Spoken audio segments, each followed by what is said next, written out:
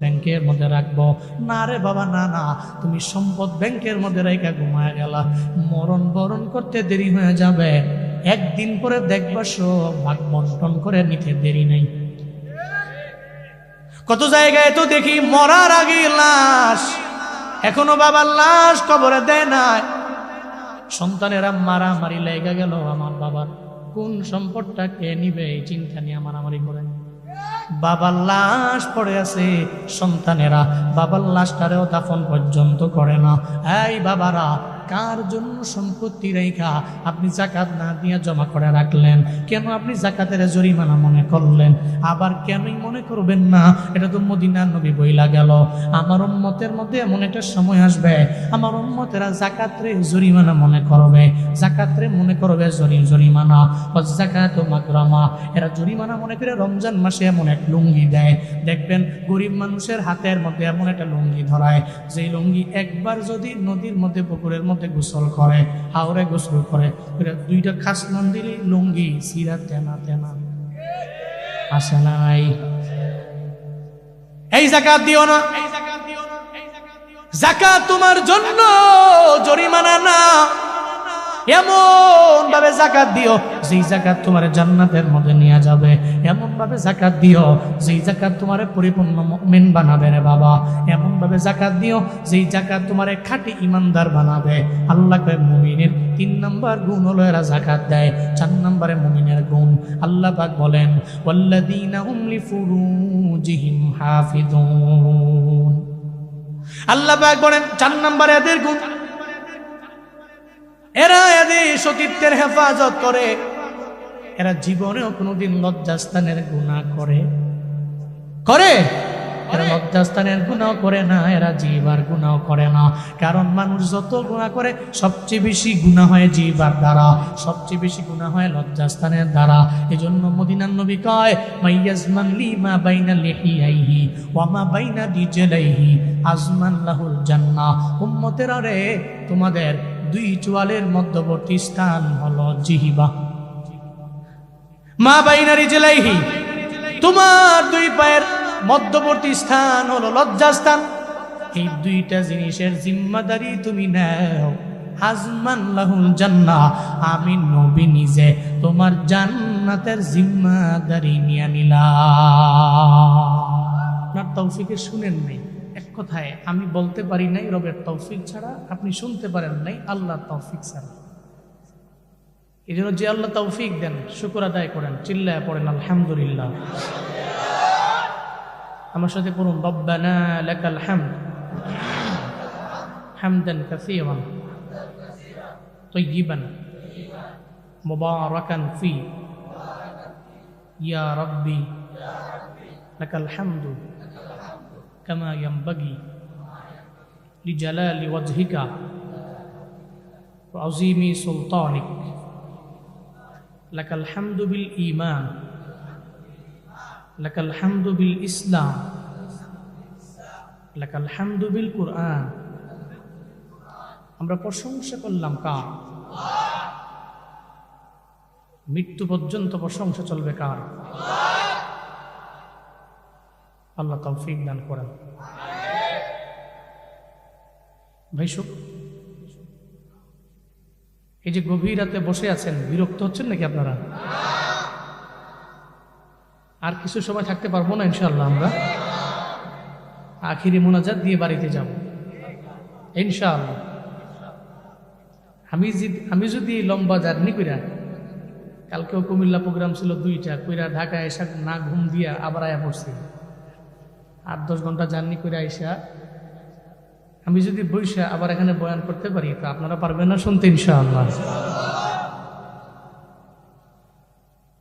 সূরাতুল মুমিনুন এর প্রথম 5টি আয়াতে কারিমা খুতবায় পড়েছি।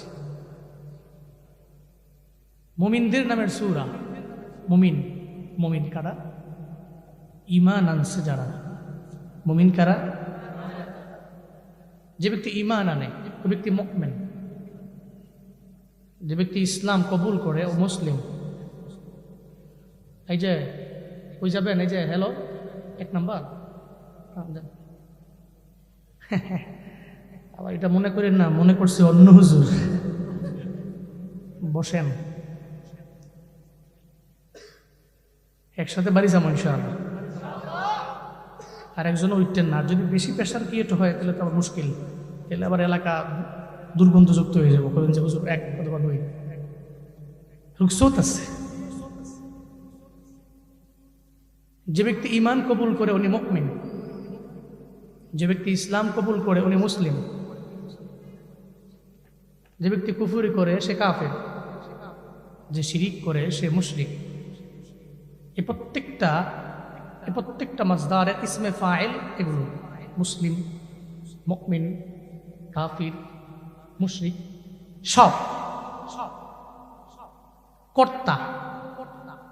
আমরা তো সবাই কি পরিচয় দিই? আমরা মুমিন, ঠিক না? কেমনি মুমিন? আমার আব্বায় আমার দাদায় মুমিন ছিল,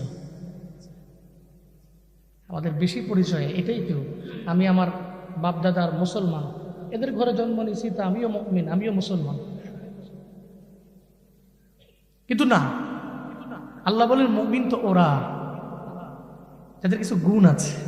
কি আছে? আপনি চাপার জোরে বলতে পারেন, কিন্তু চাপার জোরে বললেও তো হবে না, কারণ ইকরার বিল লিসান তাসদিক বিল জিনান পর্যন্ত আপনার কাফি শেষ, আপনি এতটুকুই শেষ।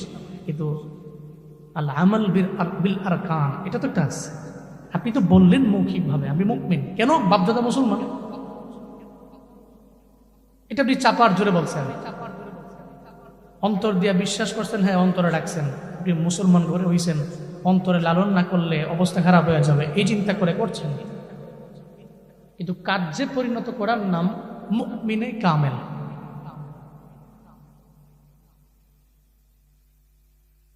আল্লাহ পাক সূরাতুল মুমিনুনে সে কথাগুলি বলছেন, আর শুরুতেই বলে নিছেন এই পৃথিবীতে কত ধর্মের কত বর্ণের লোক আছে, কেউ তো সফল না, সফল তো মুমিন। সুবহানাল্লাহ পড়বেন না? সফল কারা? قد أفلح المؤمنون الذين هم في صلاتهم خاشعون। আল্লাহ পাক বলেন যারা মুমিন এরা দামি, এরা সফল কাম অলরেডি হয়ে গেল। যারা মুমিন এরা দামি, এরা সফল কাম হয়ে গেছে, এটা আমার আল্লাহর ঘোষণা। কোন বেদিন জীবনেও কোনো দিন সফল না, কোন বেঈমান সফল না, কোন মুশরিক সফল না। আল্লাহ বলেন নাই কদ আফলাহাল কাফিরুন, আল্লাহ পাক বলেন নাই কদ আফলাহাল মুশরিকুন, আল্লাহ বললেন কদ আফলাহাল মুমিনুন, মুমিনেরা সফল কাম হয়ে গেছে। মুমিনেরা বড় দামি, এরা সফল, আল্লাহর ঘোষণা। অলরেডি এরা সফল হয়ে গেল, এজন্য আল্লাহ মুমিনেরা বড্ড পছন্দ করে, বড্ড ভালোবাসে। দুনিয়াতে যত মানুষ আছে সব মানুষের উপরে আমার আল্লাহর রহমত আছে, তবে এটা রহমতে আম।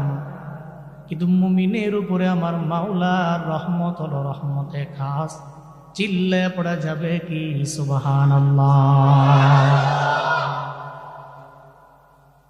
আল্লাহ পাক বলেন মুমিনেরা বড় দামি, মুমিনেরা বড় সফল, সফলেরা হয়ে গেল। নিজেরে আমি দাবি করলাম আমি মুসলমান, আমি মুমিন, আমার বাপ দাদার ঘরের মধ্যে আমি জন্ম নিছি, এরা মুসলমানেরা মুমিনেরা পরিচয় দিল এদের ঘরে জন্ম নেওয়ার কারণে আমি মুমিন। আল্লাহ কয় এমন মুমিন হইও না, নিজেরা কিছু গুণের মাধ্যমে দামি একজন মুমিনে কামেল বানায় নাও। আল্লাযীনা হুম ফি সালাতিহিম খাশিউন, আল্লাহ পরিচয় দেয় মুমিন কারা জানো? এক নম্বরে মুমিন হলো যারা নামাজের ব্যাপারে অ্যাক্টিভ। এটা কাফের, বেদিনের, বেঈমানের, মুনাফিকের আপনি কাছে দিয়া বাইন্দাও নামাজের মধ্যে নিতে পারবেন না। একটা মুমিনের বলাও লাগবে না ফজরের আজান হতে দেরি, ঠান্ডা পানি দিয়া ওযু বানাইয়া নামাজে যাইতে দেরি নাই, ঠিক কিনা?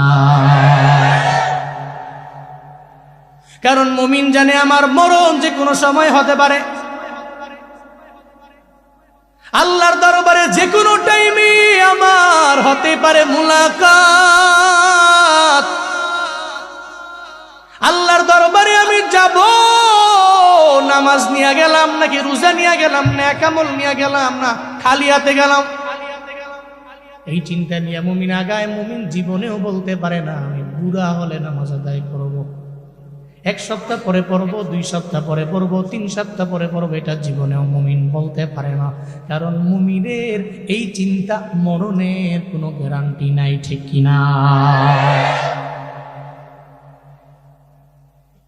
আমি জুনায়েদ আল হাবিব বয়ান করে বাড়ি যেতে পারবো, গ্যারান্টি নাই, আছে?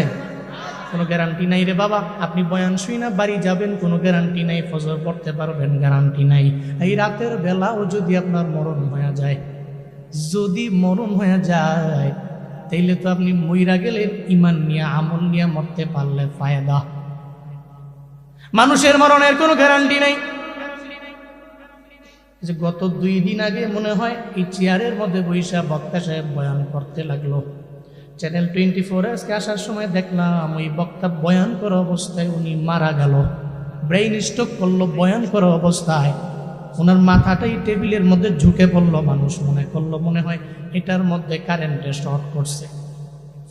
মূলত কারেন্টের শর্ট না, ব্রেইন স্ট্রোক করে উনি আলেম, উনি বক্তা পড়াই গেল টেবিলে, ওনারা ধরাধরি করে নিয়ে গেল গাইবান্ধা গোবিন্দগঞ্জের মহিমাগঞ্জের ঘটনা।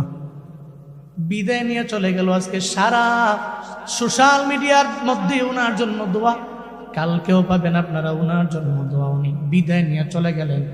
হুজুর ভালো মানুষ ছিলেন, আমাদের মুক্তবের মধ্যে পড়াইছেন, হুজুরের জন্য মানুষ দোয়া করে রে বাবা। উনি জানতো ওরা বয়ানে ওনার মরণ, ব্রেইন স্ট্রোক করে উনি মারা যাবেন, জানে না কোন জায়গায় হবে আবার মরণ।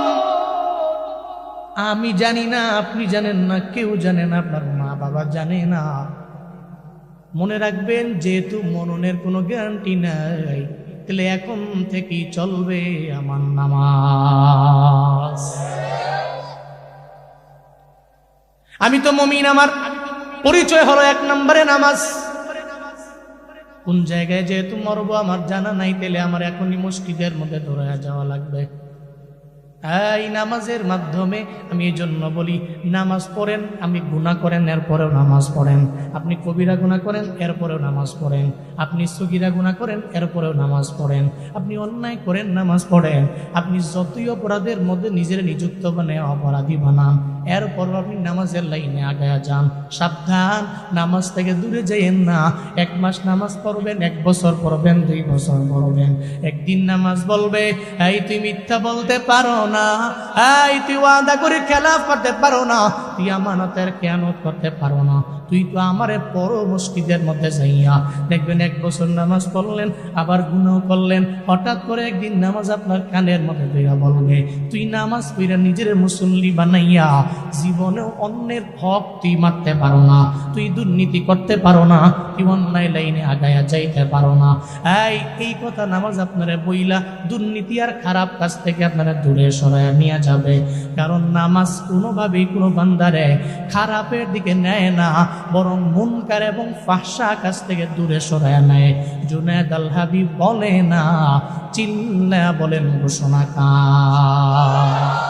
ইন্নাস সালাতা তানহা আনিল ফাহশাই ওয়াল মুনকার ওয়ালা যিকরুল্লাহি আকবার ওয়াল্লাহু ইয়ালামু মা তাসনাউন। চিল্লা জোরে করে পড়েন আল্লাহু আকবার, আরো জোরে আল্লাহু আকবার। আল্লাহর কথা সত্য। সুনামগঞ্জের মানুষ, নামাজ আপনি একদিন পড়লেন, গুনাহ করলেন, নামাজও পড়লেন, 2 দিন গুনাহ করলেন, নামাজ পড়লেন, 1 মাস গুনাহ করলেন, নামাজ পড়লেন, 2 মাস গুনাহ করলেন, নামাজ পড়লেন। হঠাৎ করে একদিন দেখবেন আপনার নামাজ আপনার কান ধইরা গুনাহ থেকে দূরে সরাইয়া নিয়ে গেছে। কারণ যে 5 ওয়াক্ত নামাজ পড়ে, যার গালের মধ্যে দাঁড়িয়ে আছে, জুব্বা লাগায় চলে, ও জীবনেও কোনোদিন দুর্নীতির ধারে কাছেও যেতে পারে না। এই জন্য সামনের নির্বাচনের ভোট এক আমানত। আপনি আমানতদার না খেয়ানতকারী, সব আপনার ভোটে আপনারে বলে দিবে। এমন এক নেতারে নির্বাচন করার জন্য নেতার পেছনে ঘুরলেন, যেই নেতার দাঁড়িয়েও নাই, 5 ওয়াক্ত নামাজের 1 ওয়াক্তও পড়ে না। ওলামায়ে কেরাম কথা বলতে গেলে ডান বাম থেকে বাধা মারে। এমন নেতারই নেতা বানাইও না, এমন নেতা বানাইও যেই নেতা তোমার 5 বছর লাগাইয়া উপকার করতে পারলে পারুক, না পারলে নাই। আল্লাহর কসম করে বলি, ওলামায়ে কেরাম যদি তোমার লিডার হয়, ওলামায়ে কেরাম যদি তোমার নেতা হয়, তোমার এলাকার মধ্যে উপকার হোক বা না হোক, জীবনেও কোনোদিন উনি চাঁদা দাবি করবে না। ঠিক কিনা বলো? উনি উপকার করতে পারুক বা না পারুক, তোমার ক্ষতি করবে না। I can challenge. যার প্রমাণ মুফতি হেদায়েতুল্লাহ আজাদি, যার প্রমাণ মুফতি আমজাদ হুসাইন আশরাফি, ওনারা লিডার হয়েছেন। ওই এলাকায় আমি গেছি, তো মানুষ তো এসে বলছে, হুজুর আমগো চেয়ারম্যানের লেগে দোয়া করেন। মিয়া, নেতা হইলে তো এমন হবেন, আপনি কেন দোয়া চাইবেন? আপনার জন্য মানুষ এসে দোয়া চাইবে সবার কাছে, হুজুর আমগো নেতা এত ভালো নেতা, ওনার মতো ভালো মানুষ সেকেন্ড কেউ হয় না। এটা মানুষ বলো। আর যে ব্যক্তি 5 ওয়াক্ত নামাজ পড়ে, উনি দুর্নীতি করতে পারে না। হ্যাঁ করবে, ওই যে বললাম, উনি 1 বছর করুক, খোদার কসম হঠাৎ করে একদিন ওনার নামাজ ওনারে কান ধরে বলবে, এই দুর্নীতি করস, যা তুই নামাজ পড়স, তুই মুসল্লি, তুই না 5 ওয়াক্ত নামাজ ছাড়া তোর ভাল লাগে না? তোর তো পরিচয় নামাজ। সাবধান, অন্যায় করবি না, মিথ্যা বলবি না, ওয়াদা করে খেলাফ করবি না। নামাজ আপনারে দূরে সরে আনিবে। এটা আমি বলি না আল্লাহ বলেছেন? আল্লাহ বলেন নাই ইন্নাল্লাহা ইয়ানহাউনা?